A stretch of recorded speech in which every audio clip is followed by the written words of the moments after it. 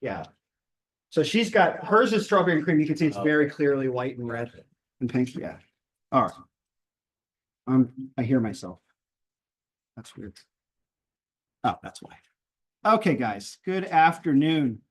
We are kind of done talking in some ways about abstract particles and waves. Let's do something a little more concrete, right, today. So we're going to stick on this particle in a box for a little while, and we're going to do an application today. We'll do some calculations.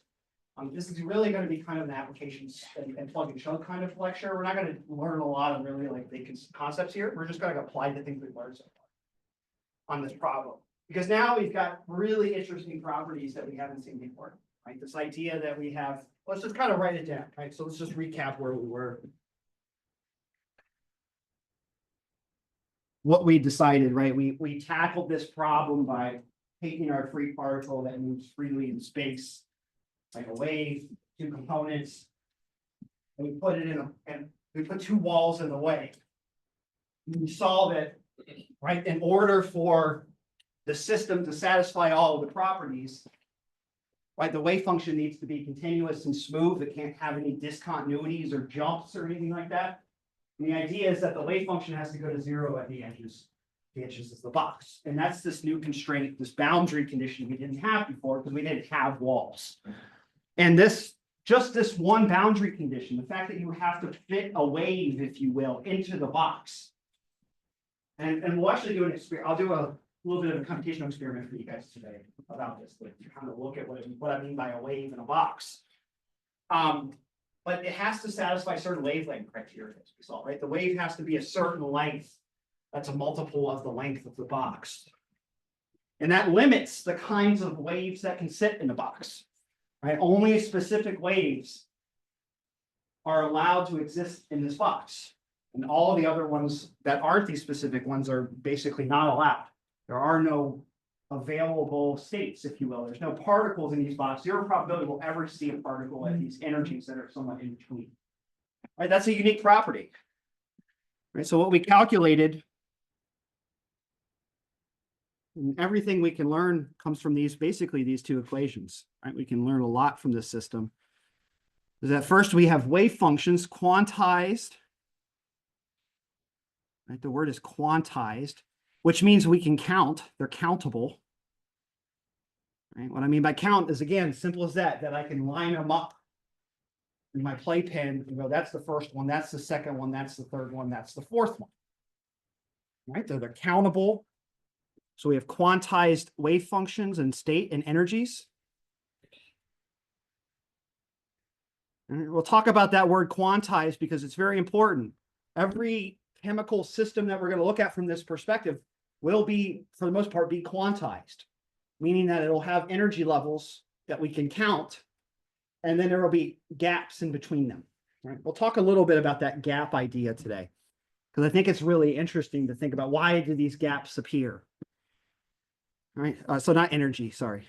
I meant energies, not energized, quantized energies. And this means that, again, that they're indexed by an integer, a positive integer, or let's just say an integer. They can be 0 in some cases. Right, by an integer, 1, 2, 3, 4, 5, 6, 7, 8.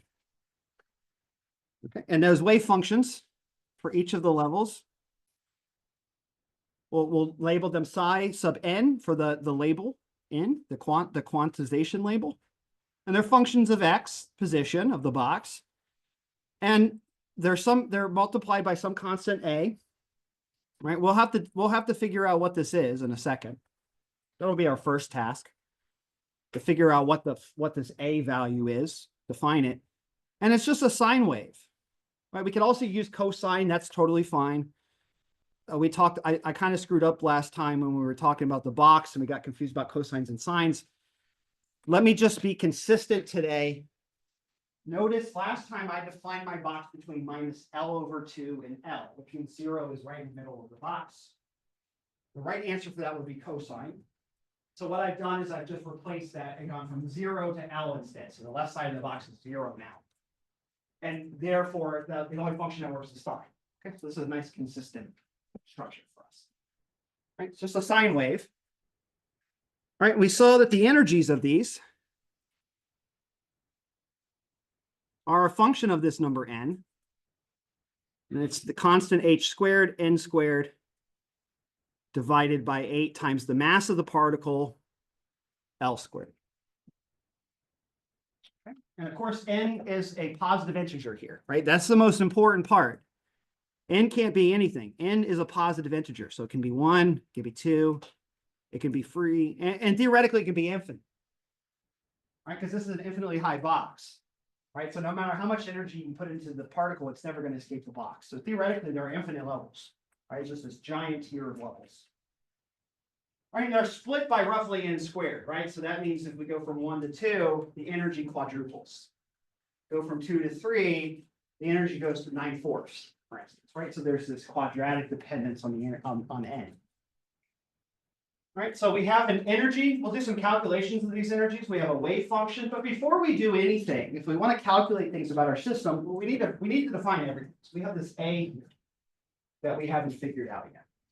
All right, so let's figure out that A today, right now. All right, it's a really easy calculation. There's one property of our system, our quantum mechanics, or our wave functions that we haven't used yet. And the constraint that we want to use. All right, so let's define, so we're going to calculate A. Right, this has a term, we'll define what it means. It's what's called a normalization constant. All right, we need to define what normalization is. We've kind of talked about this already. Normalization, we talked about vectors, is that they're length 1. Right, all the vectors in our color space, every vector that represents a color or some mixture of black and white in our electron from problem set 1, the vector has to be length 1. Okay, so for vectors, that's our constraint. We have a slightly different but equivalent constraint for functions. Right, and I kind of mentioned this last, I think, a couple classes ago, but let's refresh ourselves. Right, so the idea is that if psi is a vector, this means that its magnitude, which is the squared length, with the square of the length, this is the length squared, is equal to 1. Okay, so that's what that means. That's normal. We call this normalization, or that the wave function is normalized. And so for functions, the equivalent one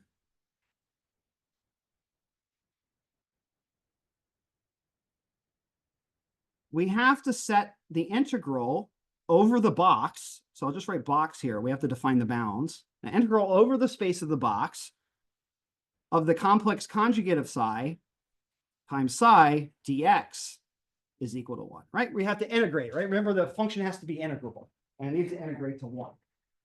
Okay, so what A is going to help us with is A is going to be some number that we can set such that when we integrate psi squared, we get 1 over the box. Okay, so A is just going to be some value. It's a number.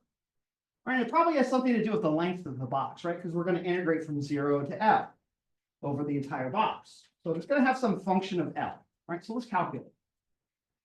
Let's do a little integral. And then I'm going to show you a tool today that you'll use for the rest of the semester, if you don't already. All right, so we're going to calculate the normalization. So we're going to normalize psi n of x.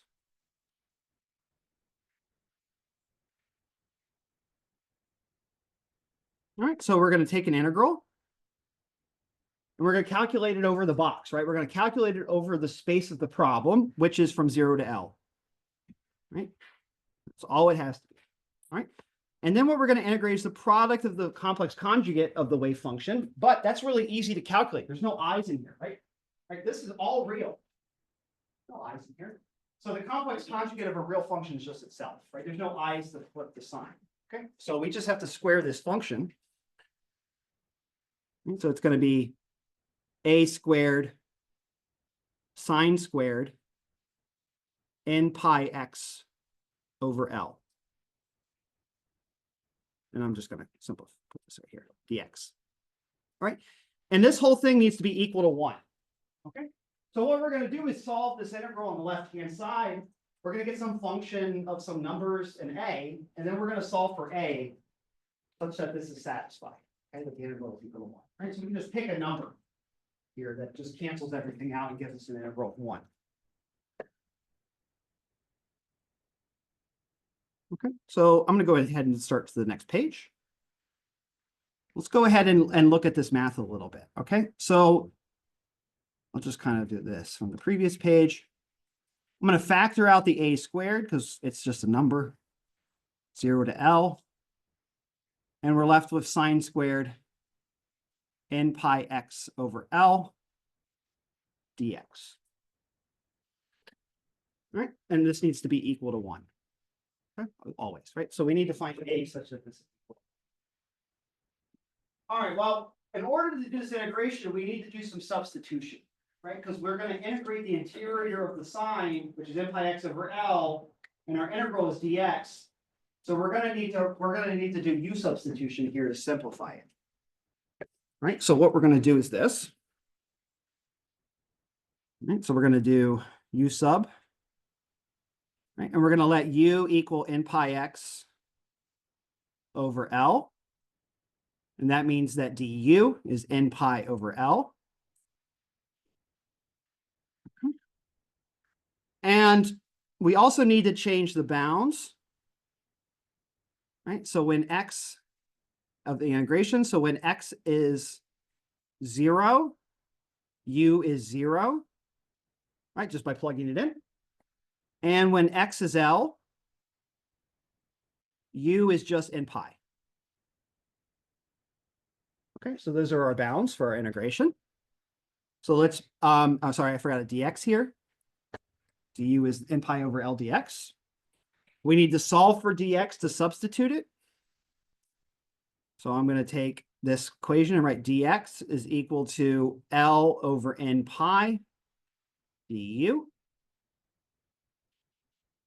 Okay, now we have all the substitutions we need for this integral. So this is a squared, integral from 0 to n pi of sine squared u times L over n pi du.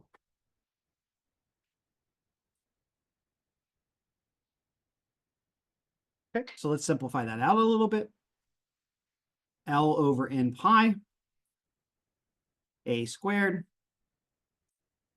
integral from n pi to 0 of sine squared u du. Okay, so this is the integral you can look up. I bet you had to do this in calculus too, this integral. So let me show you a tool, all right, that I like to use for this math and that I encourage you to use. Right. This is going to be really useful for the integrals. I don't expect you to do your own integrals in this class. You can, by all means, if you like to integrate stuff, integrate stuff. I don't know who likes to do calculus. I don't know if that's real or not. But if you do and you're okay with it, you want to practice, go ahead. In general, I don't really care about that. It's not a calculus class. So when we have integrals, what I really want you to do is know how to set them up. And in fact, that's right. Put them on a calculator. Have the calculator do it for you. So I'm going to show you a nice calculator online to do these calculations. I would highly recommend registering an account on this wolframalpha.com if you've never been on there. Anyone been on this website before? Most of you? Okay, so this is probably a review for some of you. Highly recommend getting a free account on here because if you're just a guest, it doesn't give you a lot of computational resources and it'll get stuck on some things. But if you register a free account, it's much more responsive. This is ChatGPT for maths. That's a really bad way to say it. It's not. It's not because ChatGPT Max creates responses that have no context and that are only maximized for their probability of being relevant to the question. This is a real calculator. It does math correctly, but it uses natural language processing so that it'll transcribe like common English commands about math, and it will convert them into math for you. And it does the symbolics for you. It'll do matrices, limits, derivatives, you name it. Any kind of math you want to, basic math you want to do on here, up to like second year of math major. This will do it for you. Right? It will also do things in common language as well. So if I say integrate, literally type in, let me just show you an example. Right? You don't have to know any math, right? You can just say integrate x squared from x equals 0 to x equals 10, right? Literally the dumbest thing you can write. And as you can see here, it converted it exactly to the integral of x squared dx from 0 to 10 and gives you the value. All right, so you don't even have to set up things properly. If it's simple enough. Now, once it gets complicated, you might want to use proper math notation. But there's lots of helpers and the math input. Really easy to kind of set things up in here. So let's just go do this calculation.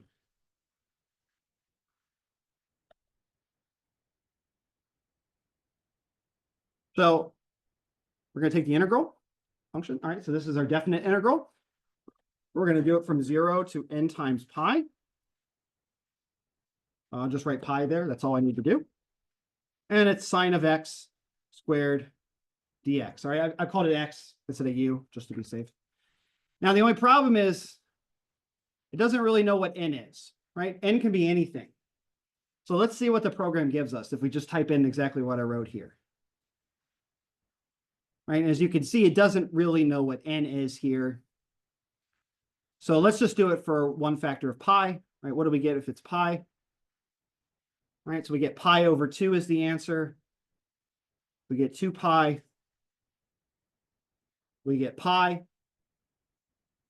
3 pi is 3 pi over 2. All right, so let's just kind of roughly figure out what the relationship is between n and the integral result. Actually, let's just try something really dumb. So let's do this where n is an integer. Let's see if it figures that out. It probably won't. I've never tried this before. Okay, yeah, I didn't think so. It's not that smart. All right, so when n is 1, the result we get is pi over 2. When n is 2, we get pi. When n is 3, we get, I think it was 3 pi over 2.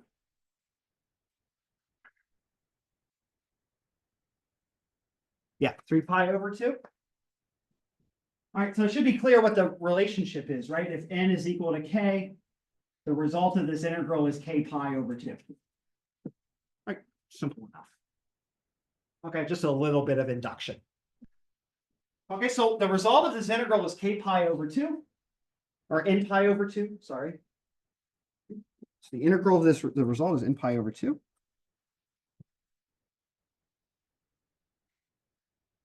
Right. So we have L over n pi, a squared, and then we have n pi over 2, which is the result of that integral. Right. All right, so nicely, interestingly enough, right, this normalization constant is independent of n. Right, so we can use the same value of a regardless of which wave function we pick.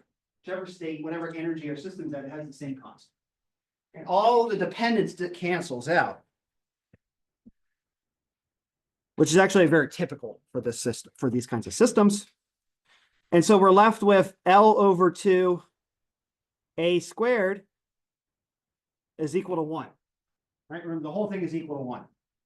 Right, so this is easy to solve, right? Just a little bit by inspection. We have a is equal to the square root of 2 over L. Okay, simple as that, right? So our final wave function now, right, our normalized particle in the box wave function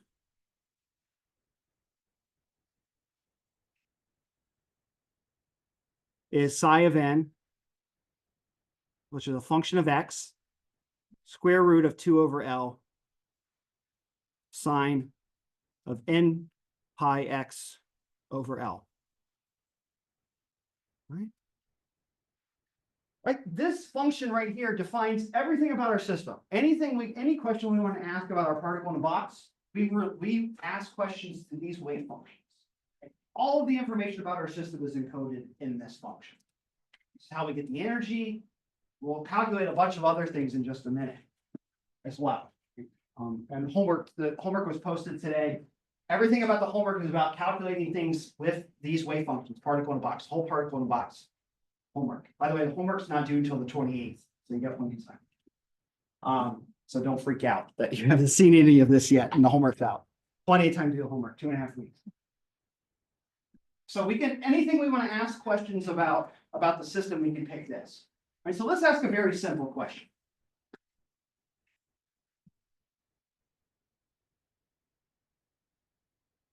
Let's do an application. Let's do a chemistry application. All right. Now we have to think about something. We have this picture. This one-dimensional particle in a box, right? The box is one-dimensional, right? What's a one-dimensional box? It's just a line, the line segment, basically.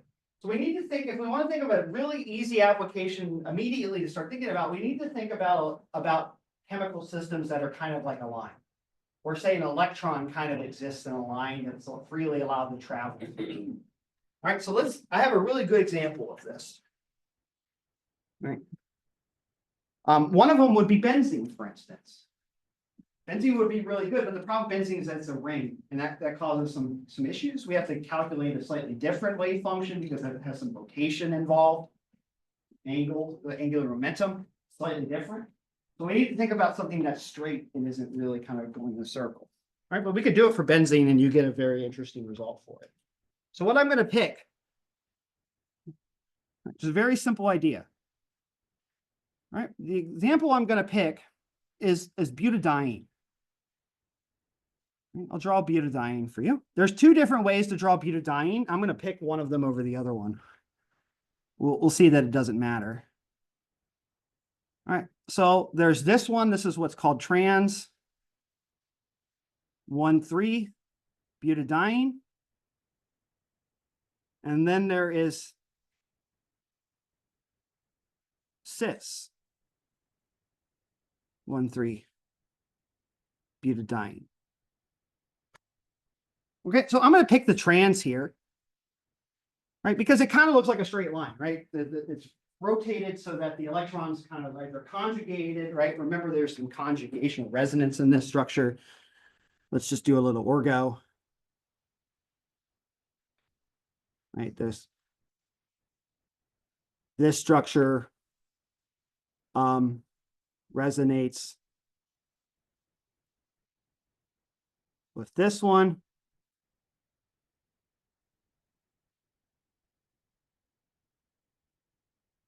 That one, is there another one? Well, there's one where it's flipped.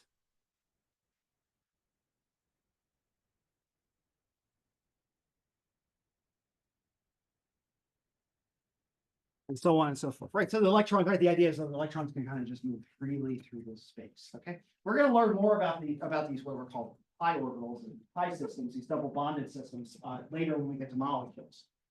But let's think about this as a line, if you will, that electrons are basically free to flow through, okay?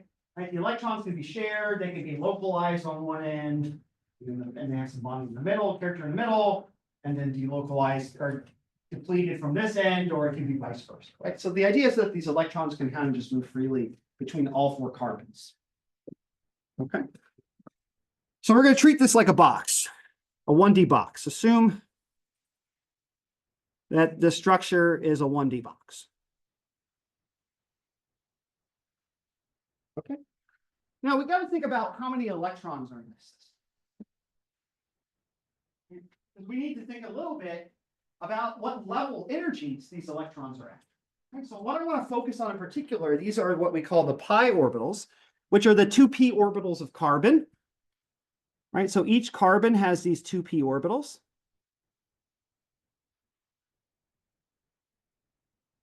Right, and they're conjugated. You guys probably remember this from Orgo. Right, these are the carbon 2p orbitals. Okay, so the question is, how many electrons are in these carbon 2p orbitals? Right, remember that each orbital can carry 2 electrons at one time. Right, that's all you can have, a spin up and a spin down by Pauli exclusion.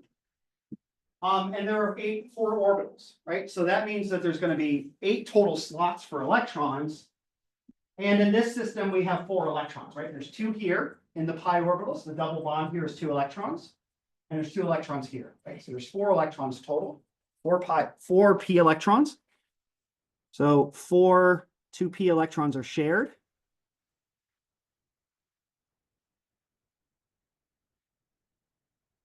Over 4 2p orbitals.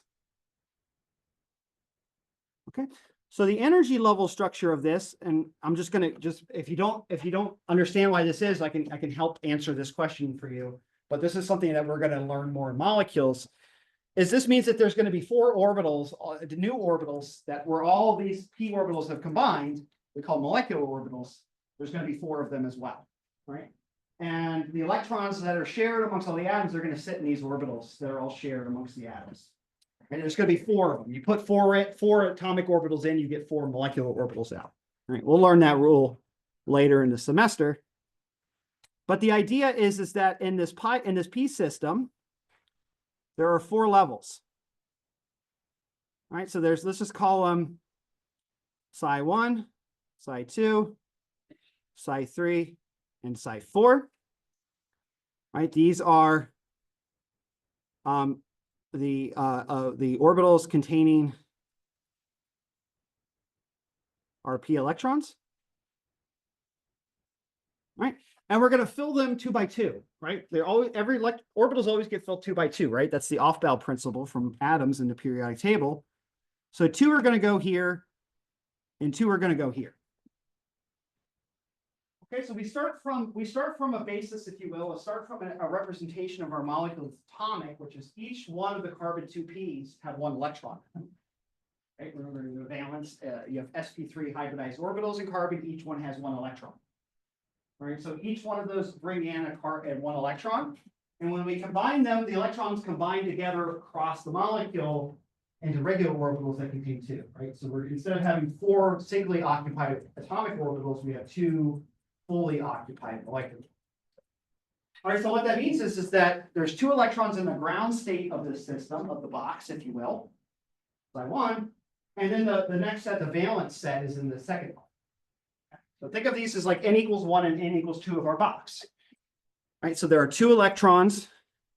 So our core is 2x n equals 1 electrons, and our valence is here, there's 2. Okay, so what we're going to do is right, let's think about how this molecule absorbs energy. Right, what do we do when we have butadiene? We're going to shine light at it, right? And we're going to tune our light so that we excite one of the electrons. Right, so the first thing that happens to this molecule energetically is that one of the electrons in psi 2 is going to get promoted to psi 3. Right, so we're going to shine some light. So here's my light. We're going to assign it h nu, whatever that frequency is. And sorry, here. We're going to take this electron and put it here. Right, so our new configuration after excitation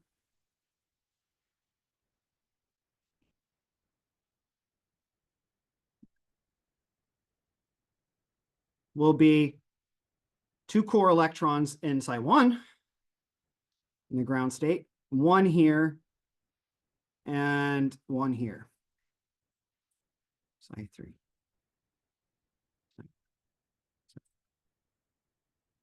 Okay, so what I want to do now is calculate how much energy does this take, right? What wavelength of light, what energy do we need to provide in order to excite the first electron?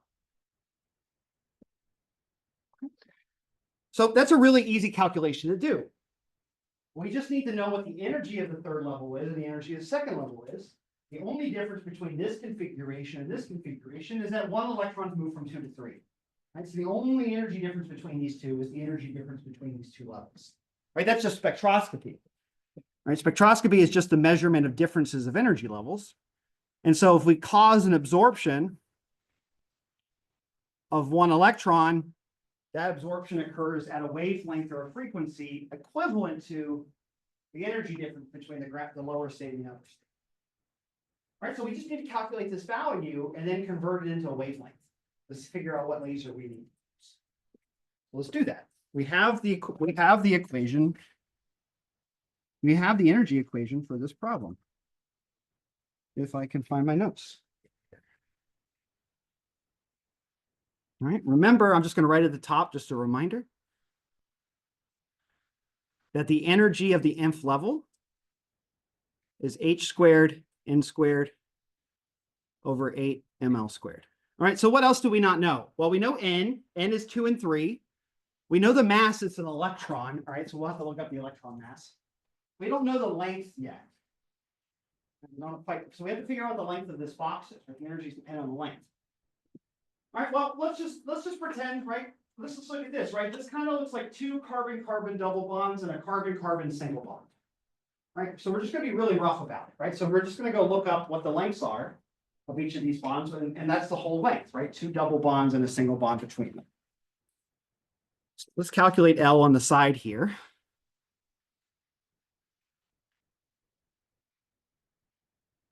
Yeah, go ahead.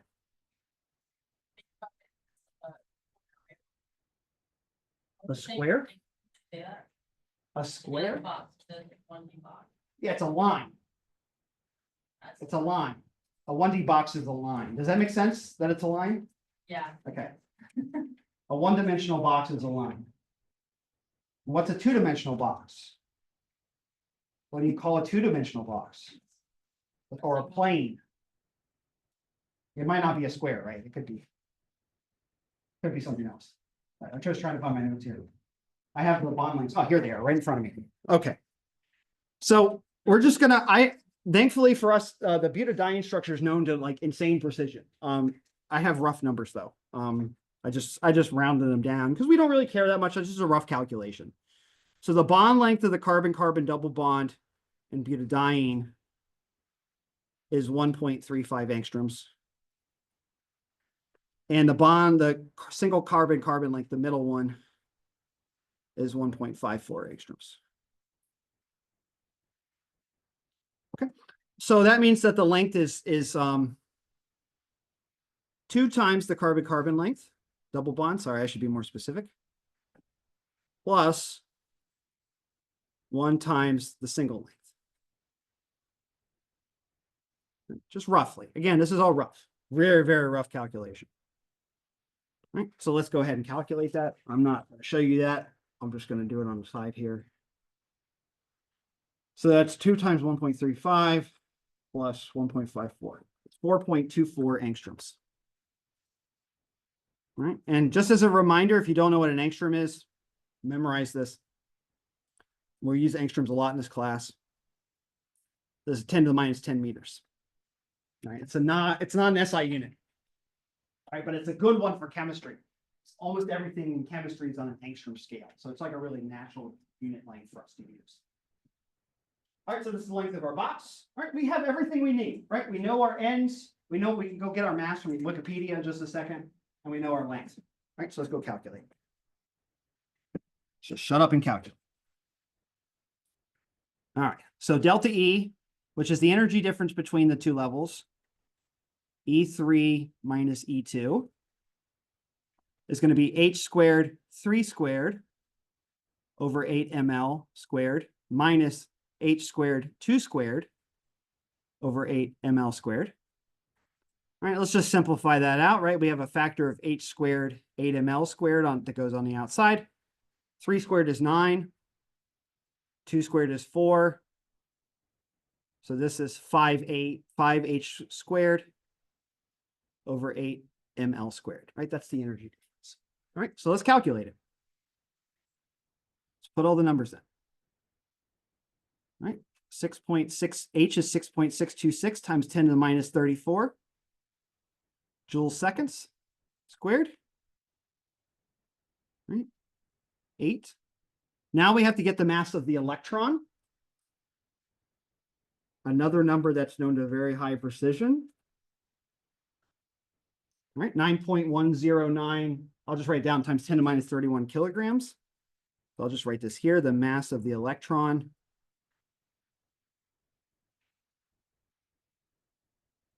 is 9.109 times 10 to the minus 31 kilograms. All right, it's pretty damn small. as it should be.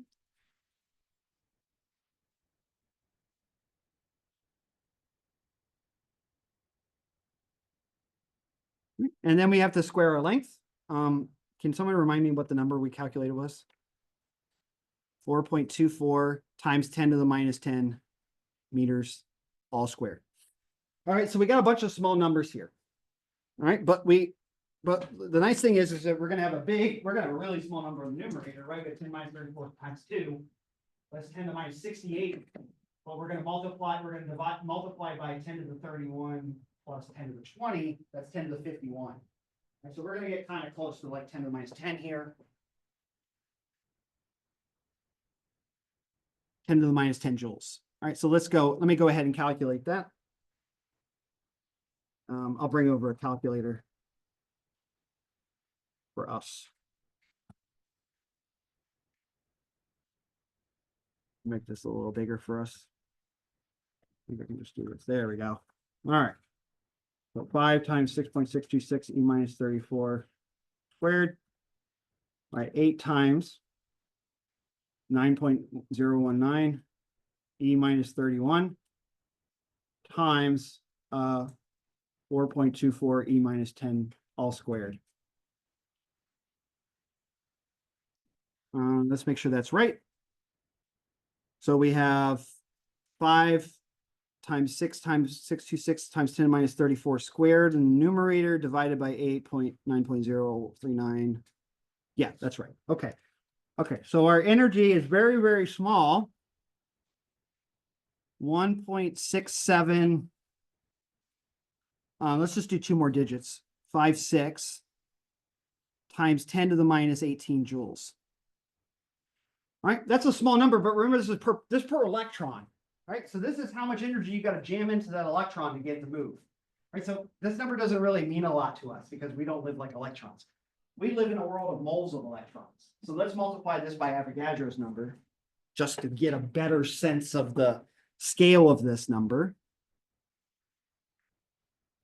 All right, and so we're going to take out our result, and multiply by 6.0223 E23. And I'm going to divide by 1,000 to put it in kilojoules. Right, it's 1,009 kilojoules per mole.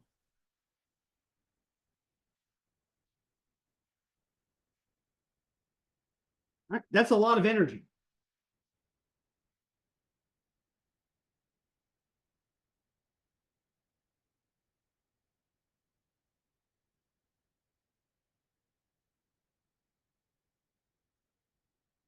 Okay. Now we got to figure out what light we need to use, what kind of wavelength. Remember, light carries energy with it, right? So we need to figure out the wavelength now of the light that carries this amount of energy, right? Because we want to shine a light at it. Okay, so we're going to use Planck's law here, which says that the energy of a wave of light is h times its frequency, which is h times the speed of light divided by the wavelength of the light, which is the number we really care about, right? We're going to think about the wavelength. Frequency is useful, but for this is very high energy. We're going to see this in the ultraviolet probably. It's not really useful to use frequency for ultraviolet. It's better to use wavelength. Okay, so this means then that the wavelength of the light that we need is hc over E, delta E, which is this number up here, 1,009 kilojoules per mole. All right, so that's going to be 6.626 times 10 to the minus 34 joules seconds. The speed of light is 299,792,458 meters per second, or 3 times 10 to the 8. And then we're going to divide it by our energy. It needs to be in joules. 1.6756 times 10 to the minus 18 joules. All right, so one of the things that's really interesting, right, very different than last semester, for those who were in class with me last semester, we're looking with really small numbers here comparatively to last year, right? Quantum mechanics is microscopic, and the numbers are comparatively on the scale of chemistry, very microscopic, right? So there's a lot of negative signs and small digits here. All right, so let's go ahead and finish that up. Move it over. Yeah. Thank you. Okay. So we have 6.626 E minus 6.626 E minus 34 times 299792458. That's the speed of light. 1.756 E minus 18. All right, so my answer is 1.18 times 10 to the minus 7 meters. All right. And that, of course, we'll just convert that to nanometers because that's what we think about optical light. That's 118 nanometers.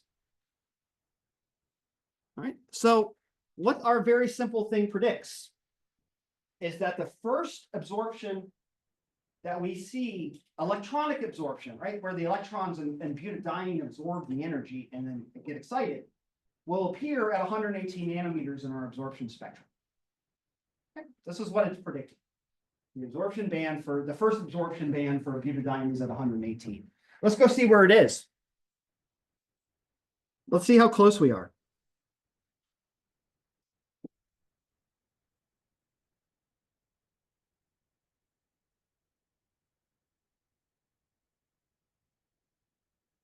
So there's a really cool website called the UV cross-section atlas from Mainz, Germany.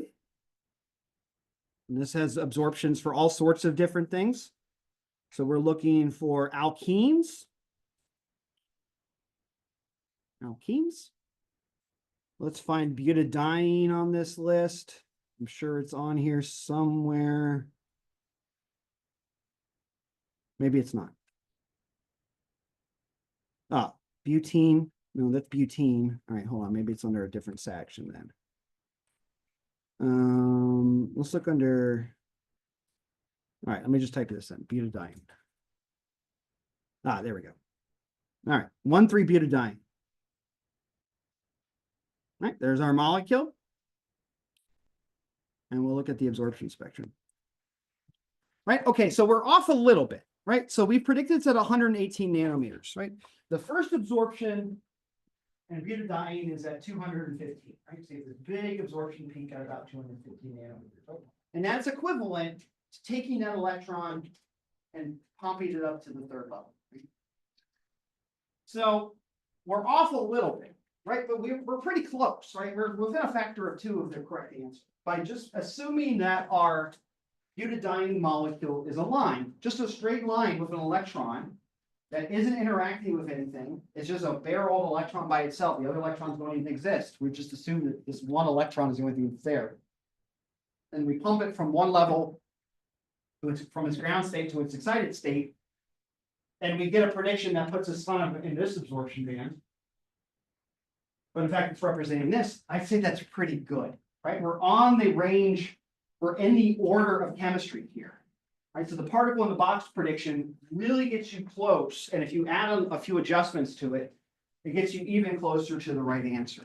Okay, so in some ways, these linear molecules, these linear chains of conjugated hydrocarbons are very much like particle boxes that have particles. Right, their absorption spectra model the particle in the box.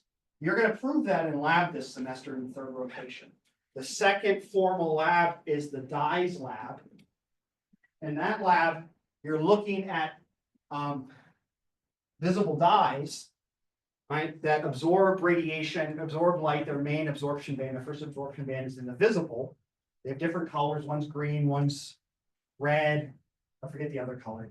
Blue. The other one's blue. They have slightly different absorption bands.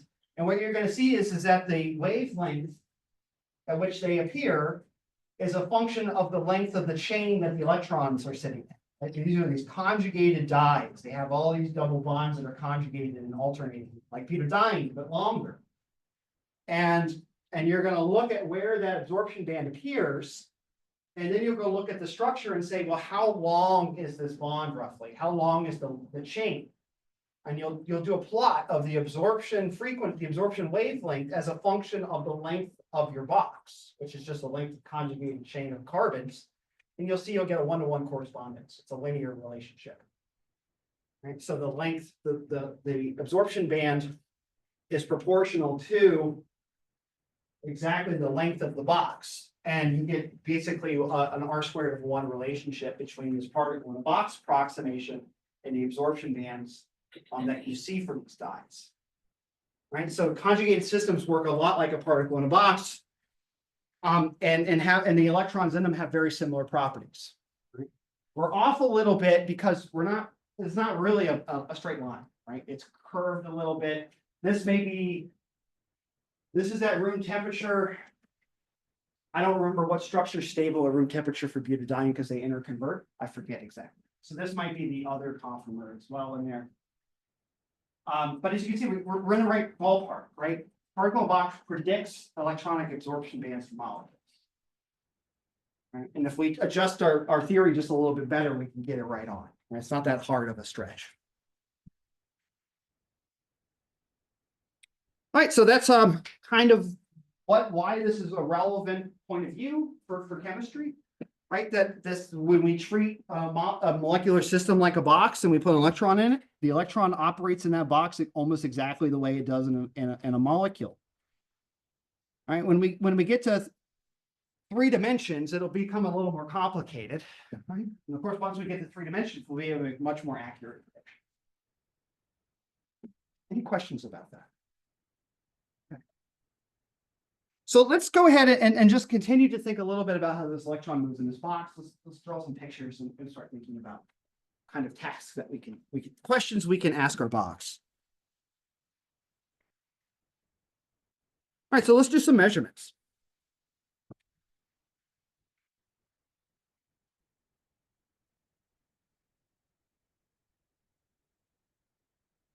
I want to ask a question. Right. Again, this is a question that we asked a lot in the first problem set. You have these color box stuff. You have a bunch of electrons moving through. What are the statistics of their colors and their flavors? Right. It's always about statistics. All right. So let's think about what are some statistics that we can take for a particle in a box. What are some things that we can measure statistically? All right. One of them we could ask is what is the average of something? Right. So one thing that we could measure is the mean value of something. An average. So we'll call that an average observable. Right? The average value.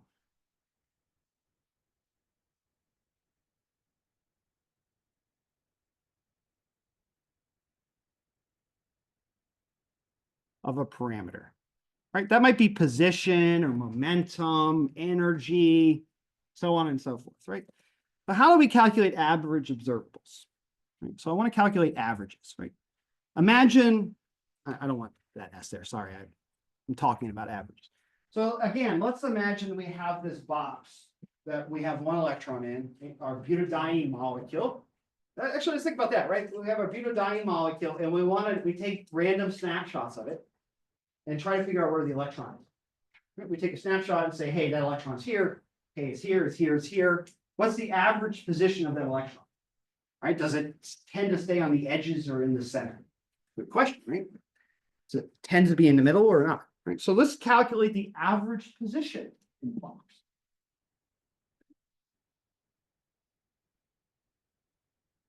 So how do we calculate averages? Well, there's a nice formula for this, right? Right. So this is what I'll call I don't remember what I give it in my notes. Let me double check what I call it. I just don't want to lead you with a different term. I think I called it average observables. Eigenvalues. Average observables. Yes. All right. So the average observable postulate.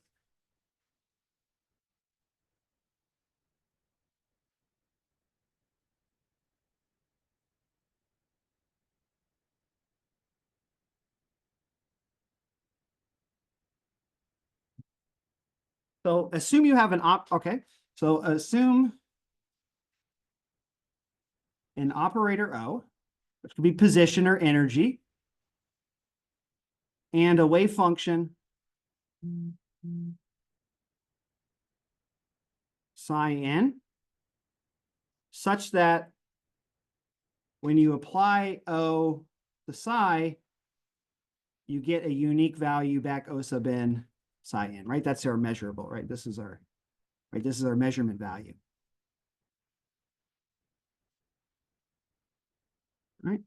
The average value of that observable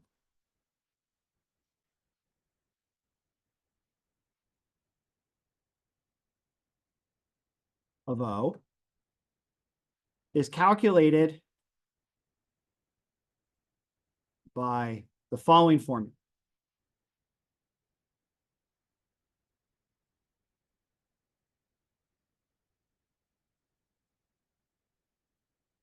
So we'll call this the average. When we say an average of something, I'll draw these little boxes, these little angles. This means an average.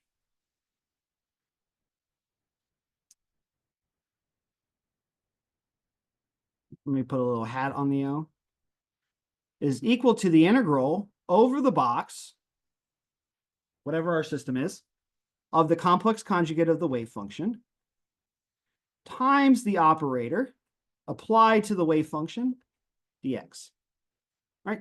So we're going to take an integral and then we're going to jam that operator in the middle and do the integral again. Right?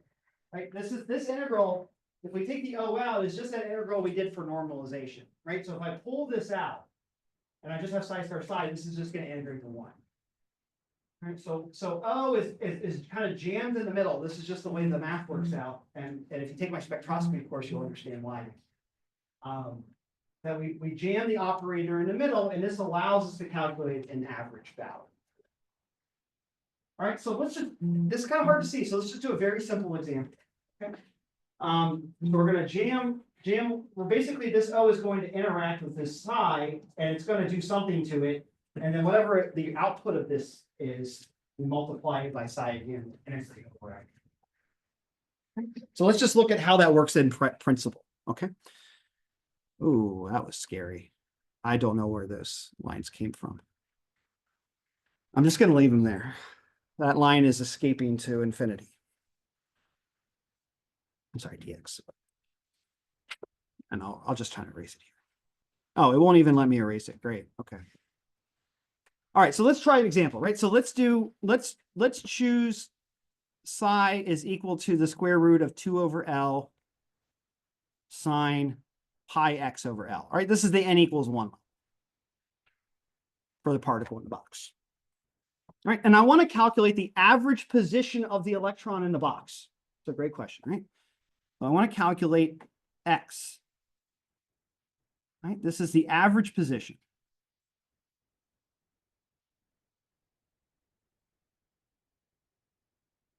All right, well, that's going to be an integral over the box. There we go. Times the first of the complex conjugate, which is the same because it's real. So we plug in the wave function.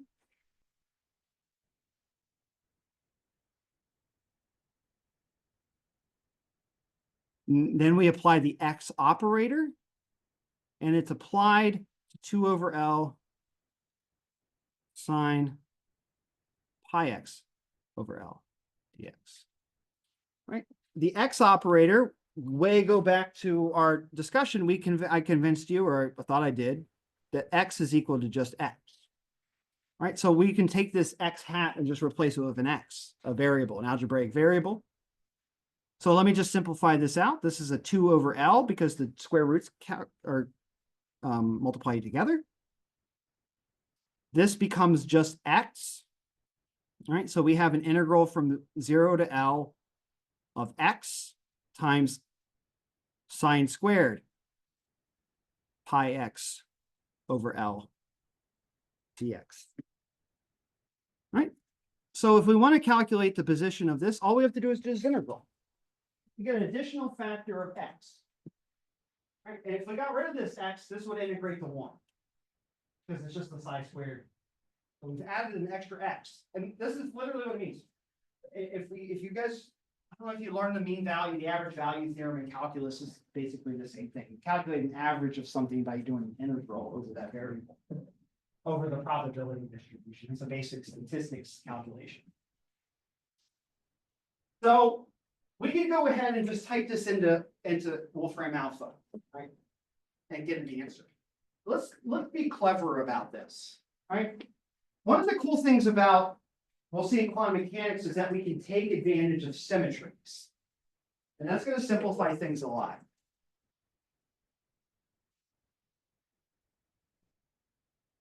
So let's think about this problem a little bit, right? So we're taking an integral of basically two functions multiplied together.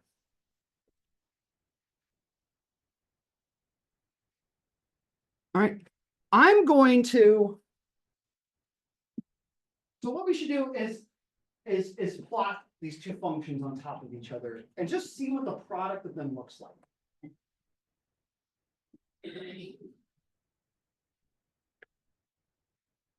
Right, so this looks like we have an x-axis from 0 over to L.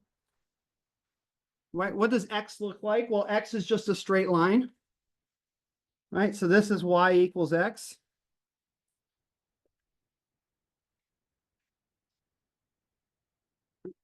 And our wave function is a sine squared. That means it's always positive. Let's think about the values that it goes through. X at 0 is 0, sine 0 is 0. Starts here, as we know. We know at L it's 0. Does it go negative at any point? No, because it's sine squared. All right, are there any other zeros? Well, sine squared is only 0 and its argument is 0 or pi. So or pi over L. So the only options are here and here. So it's just a half period. There's no other zeros. So the wave function looks something like this. Okay, so it's not really clear how this integral is going to work. We're multiplying this by an x. Let me transform this problem into a different coordinate system. This is clever. All right, so instead what we're going to do is let's redraw this instead we'll reset the box so that it runs from minus L over 2 to positive L over 2. So at 0 is in the middle. Okay, and when we do that, the wave function just changes to cosine.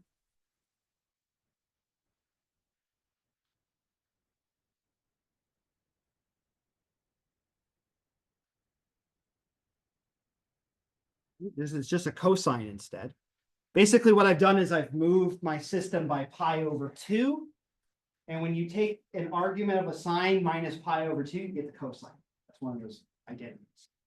Because our period is pi over L, and I'm shifting it by L over 2. So that means I'm moving the phase by pi over 2. And sine of x minus pi over 2 is the same as cosine of x. So I can convert it to a cosine through trig identities. Right, and so what does this look like now, right? So now I have between from L over 2 to minus L over 2. I have 0 in the middle, right?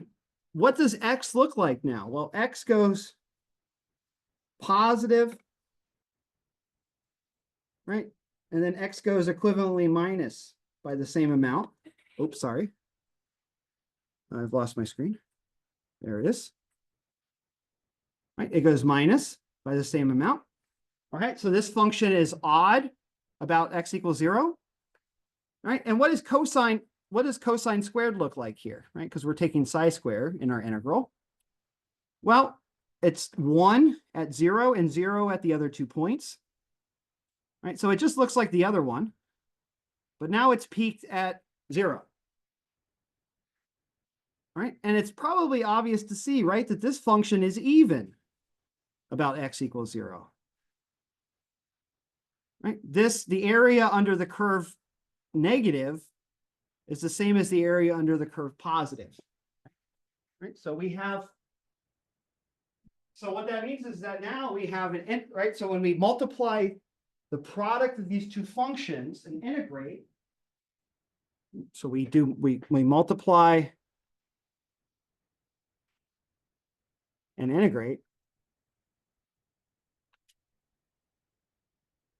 we have an integral from minus L over 2 to L over 2 of x cosine squared pi x over L dx.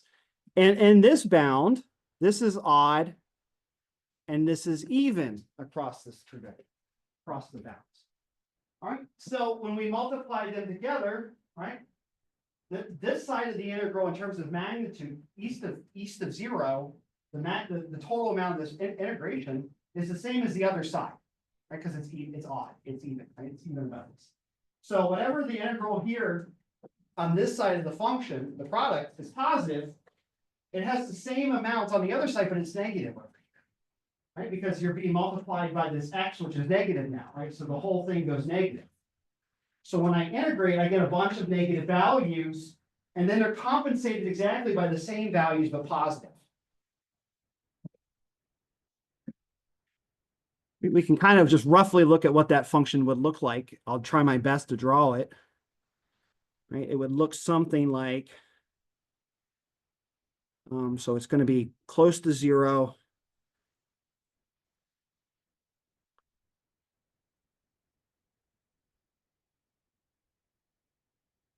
So the function that comes out of this looks something like this. Right? This is x cosine squared x. Right? And so what's the integral of this?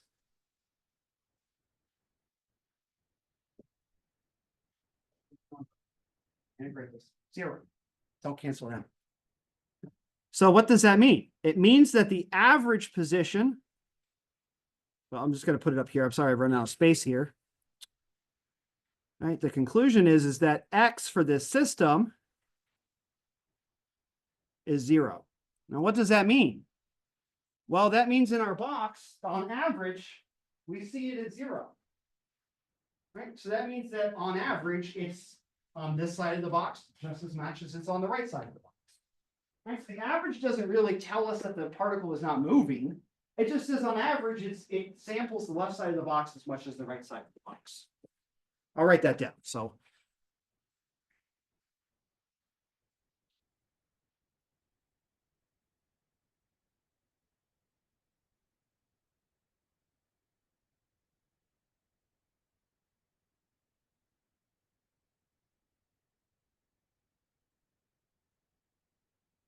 it samples both sides equally. Right? So we can't really claim that it's not moving yet. Right? We don't know that. Right? It couldn't just be stationary, just sitting at x equals zero. But what we know is that at the very least, it has no bias one way or the other. Right? It can be either left or be either right. So we should, but we have no concept if it's moving or not, right? So we need to figure out if it's moving. So let's do that. All right, so how would we figure out if the particle is moving? So we have a particle is on average in the middle, but does it have a net motion? Is it moving? All right, so let's calculate the momentum, the average momentum. Is it moving?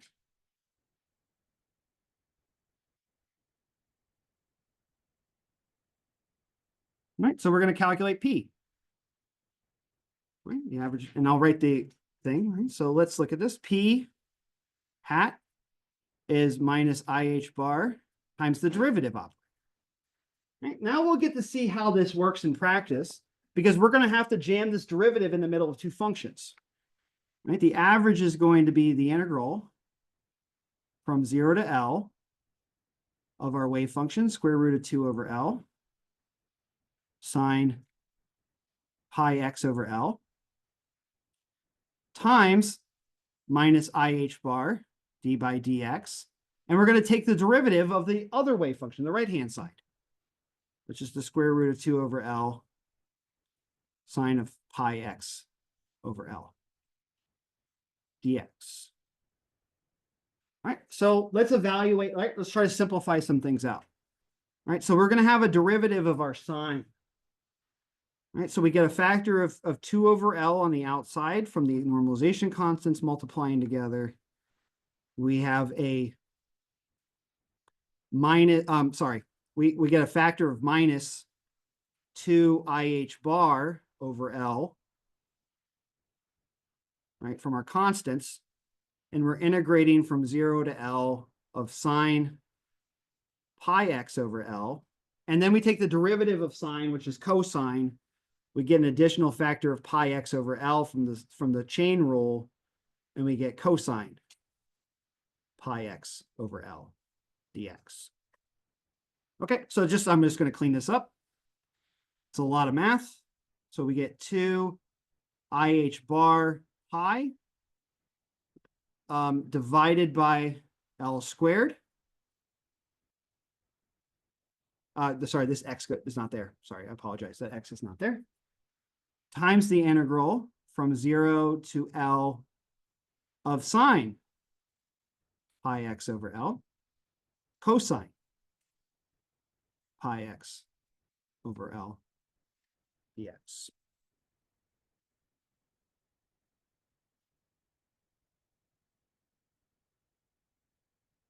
Okay. So let's integrate this. All right, this is a little bit of a tricky problem. We can do this by parts, and we can also do it by u substitution. It's not too hard to do this by u substitution. I'm just going to do it on the calculator just to save some time. So let's go ahead and see what we get. Oops.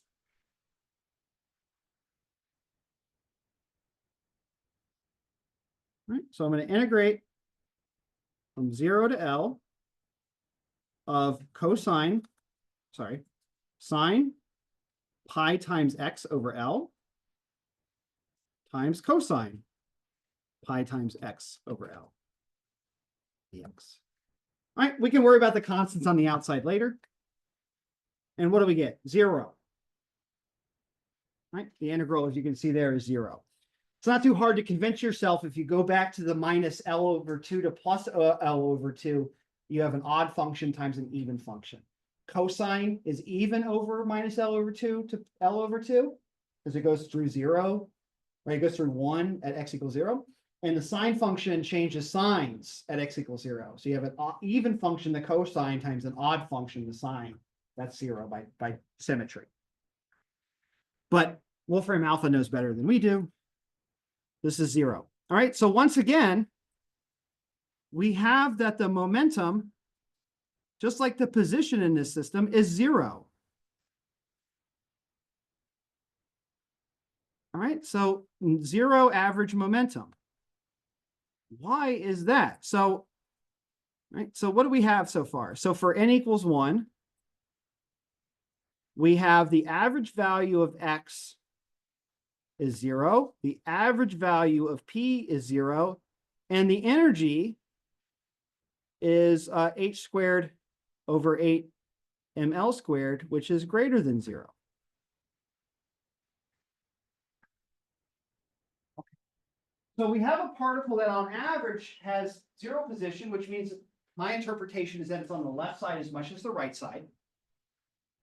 Well, what does it mean for the momentum to be 0? Well, once again, momentum is a vector, as a direction, right? So what this is probably telling me is that the particle is moving, has momentum, but it's random in its direction. So it's moving to the left as much as it's moving to the right. Okay. So this, every time the wave moves to the left, there's going to be an equal probability that the next thing it's going to do is move to the right. Right. So it's just averaged out over the entire box. All right. So this just means, again, these just mean left side and right side are sampled equally.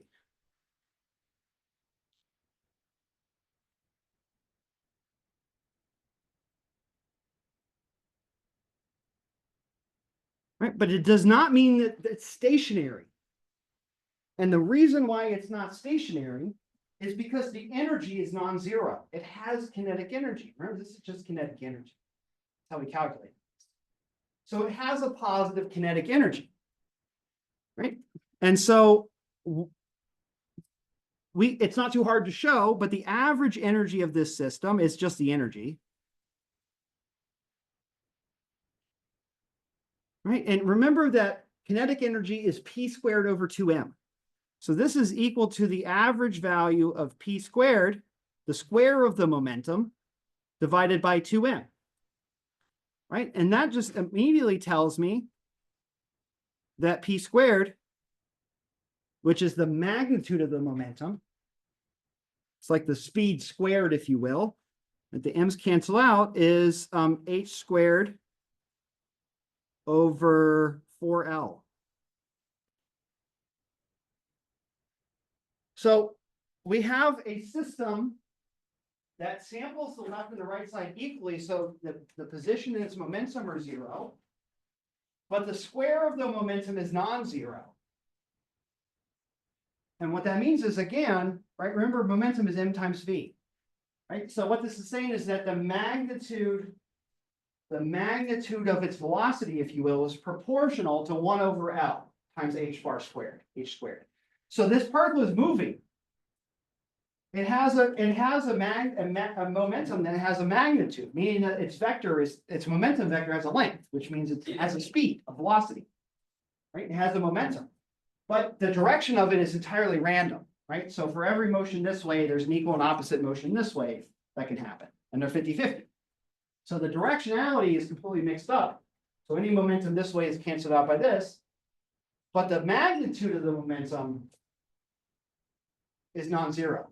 Right, guaranteeing that this particle is in fact moving, right? It's moving back and forth through the box equally. It's sampling all of these points in the box. It doesn't care, well, it does care which ones it is, but on average, it's 0. And we'll have to calculate x squared, right? The magnitude of the displacement as well. We'll do that next class. In fact, it's on the homework too. And we'll see that on average that the electron, even though it's moving back and forth on average and it averages out, that there's a little extra displacement. That the standard deviation, if you will, right, the uncertainty in its position is non-zero. So we'll have to calculate standard deviations. That's the next statistics we'll have to take. So the means only tell us so much. Right? The means just tell us that the box is symmetrical. But when we start to calculate standard deviations, right, the uncertainty of that mean, right, the width of the distribution, we'll see that those are non-zero. And what that means that the particle not only is moving, but it has a preferred location. That the preferred locations actually tail off, if you will, as they go to the edge. So what we'll see is that the particle, in fact, wants to be near on average, pretty close to the center of the box, and not near the edges, right? Because we're going to be able to count x squared, and that'll tell us something about the standard deviation. So we haven't gotten to that statistic yet, right? But we have a really easy way to measure means. So what we'll do next class on Monday is come back to this and calculate standard deviations. We'll calculate uncertainties. And what we're going to see is that there are inherent uncertainties to everything. We will never know the exact position of something, and we won't know the exact momentum of something. That's going to end up leading to a special principle called the Heisenberg uncertainty principle, where this is hard coded into every problem. Right, so we'll see that next class. We'll do some statistics again. And then maybe we'll draw some pretty pictures on Monday as well. Have a nice weekend. See most of you Friday. Question. Yeah. I was confused how you got from like this to this, because like, so like the d over dx and the dx there, like, and I thought you had to go The dx is an operator being applied to the wave function. just the d over dx, like you can still think of these though, like I was just It's confused just that you could numbers. pull them out. You Yeah, could they're think just of it numbers. that. Yeah. And I pulled over the 2 over L too, right? Because that's just a number. Well, just remember that. But the d over dx is because it's Just not. remember, A is a number. Again, all calculus, all algebra rules apply. Oh, is that the A times F and back, where A is a number. You can always stack it up. That's all I'm doing.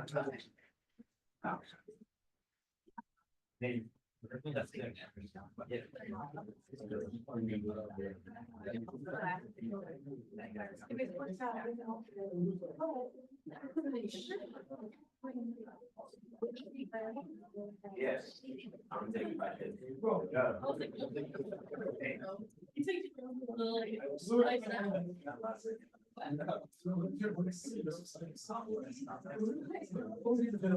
Yeah.